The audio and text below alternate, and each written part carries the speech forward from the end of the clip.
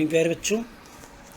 आज हम पुरुषवाचक सर्वनाम पार्ट 2 को लेकर के आए हैं आपके बीच में। आपने पार्ट 1 में सर्वनाम की परिभाषा और भेद के बारे में जान लिया था, तो जिसमें सर्वनाम का प्रथम जो भेद है वो है पुरुषवाचक सर्वनाम। हम आज इसके बारे में पढ़ेंगे। तो आइए पर इसकी परिभाषा को समझते हैं।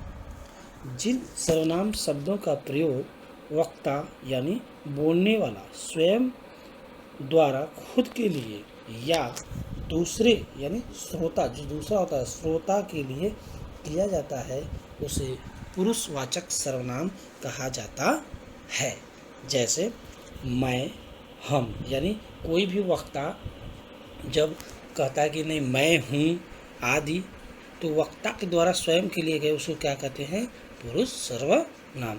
इसी तरह से तुम और आप, ये सब अगर कहीं भी वाक्य में प्रयोग किए जाते हैं तो वहाँ पर पुरुषवाचक सर्वनाम होता है। इसी तरह से एक अन्य के लिए भी होता है, यह, वह, ये, वे। अभी हम इसके उदाहरणों के माध्यम से और अच्छा सा समझने का प्रयास करेंगे। जैसे देखिए उदाहरण है, मैं फिल्म देखना चाहता हूँ। यहाँ आप देखेंगे कि मैं एक तरह से अपनत्व का बोध हो रहा है। मैं यानी क्या नाम? पुरुषवाचक सर्वनाम। मैं यहाँ पर क्या है? पुरुषवाचक सर्वनाम है। इसी तरह तुम कब आओगे, यहाँ पर आप देखेंगे कि जो तुम होता है ये क्या है? पुरुषवाचक सर्वनाम है। अभी हम आपके सामने पुरुषवाचक सर्वनाम के भेदों को लेकर के आएंगे, जिससे आप और आसानी होगी समझने में। फिर एक और उदाहरण है, आजकल आप कहाँ रहते हैं। तो यहाँ जो आप शब्द है यह पुरुषवाचक सर्वनाम है। इसी तरह से वह बहुत अच्छा मित्र है। यहाँ पर वह जो है क्या है? पुरुषवाचक सर्वनाम है। अब हम पुरुषवाचक सर्वनाम के भेद के बारे में चर्चा करते हैं। पुरुषवाचक सर्वनाम के 3 भेद होते हैं। कौन कौन से? उत्तम पुरुष, मध्यम पुरुष और अन्य पुरुष। तो उत्तम पुरुष किसे कहते हैं, आइए जानें। जिस सर्वनाम शब्द का प्रयोग वक्ता स्वयं के लिए करता है, यानी अपने लिए करता है, उसको क्या कहते हैं? उत्तम पुरुष। जैसे मैं, हम, मेरा, मुझे आदि। उदाहरण जैसे एग्जाम्पल के तौर पर देखते हैं कि मैं भोजन करना चाहता हूँ। जैसे ये वर्ड कहने से क्या होता है?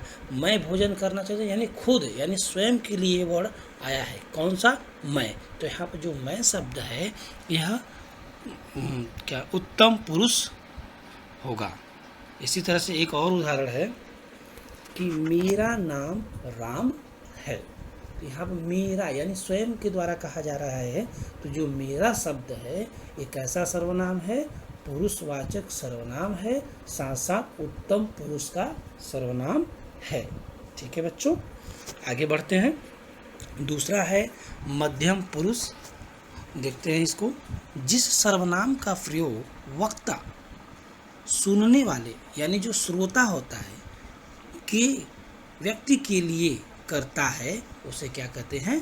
मध्यम पुरुष कहते हैं। जैसे आप, तुम, तुमको आदि। उदाहरण के माध्यम से समझने का प्रयास करते हैं कि तुम मुझे पसंद हो, यानी हम वक्ता और श्रोता को कह रहे हैं कि तुम मुझे पसंद हो। तो यहाँ जो तुम शब्द है वो कैसा पुरुषवाचक सर्वनाम है? मध्यम पुरुषवाचक सर्वनाम है। इसी तरह से एक और उदाहरण लेंगे हम, आपका नाम क्या है।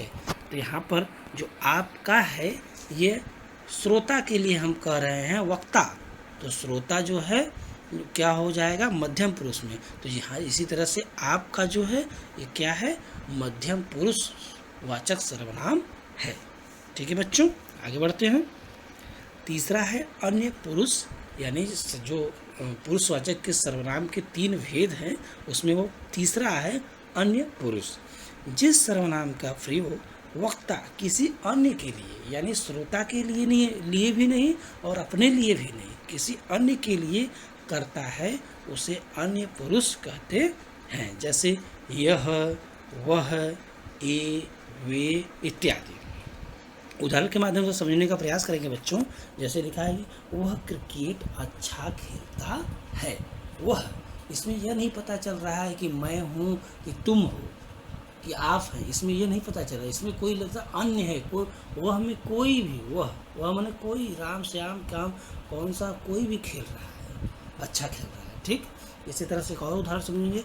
यह गाय है। यहाँ पर देखेंगे, इस ये नहीं समझ में आ रहा है कि तुम गाय हो, मैं गाय हूँ, ऐसा नहीं कहा गया है। यह गाय है, तो यानी यह काली गाय है कि कैसी गाय है, ये नहीं कहा गया। इसलिए यहाँ पर जो यह शब्द है अन्य पुरुष का है। ठीक है बच्चों, आप इसको अच्छे से जैसे मैं लिखा हूँ लिख लीजिएगा। मैं इसका PDF भी दे दूँगा। और नेक्स्ट वीडियो सर्वनाम का पार्ट 3 का आएगा, जो होगा इसके अन्य भेद जो बताए गए हैं। जो सर्वनाम के 6 भेद है, अभी ये सर्वनाम का पहला भेद है। अभी आप ये सर्वनाम के 5 भेद और शेष हैं। ठीक है, इनको हम चर्चा करेंगे। वीडियो अच्छा लगा हो बच्चों तो शेयर करिएगा, लाइक करिएगा। वीडियो सुनने के लिए बहुत बहुत धन्यवाद।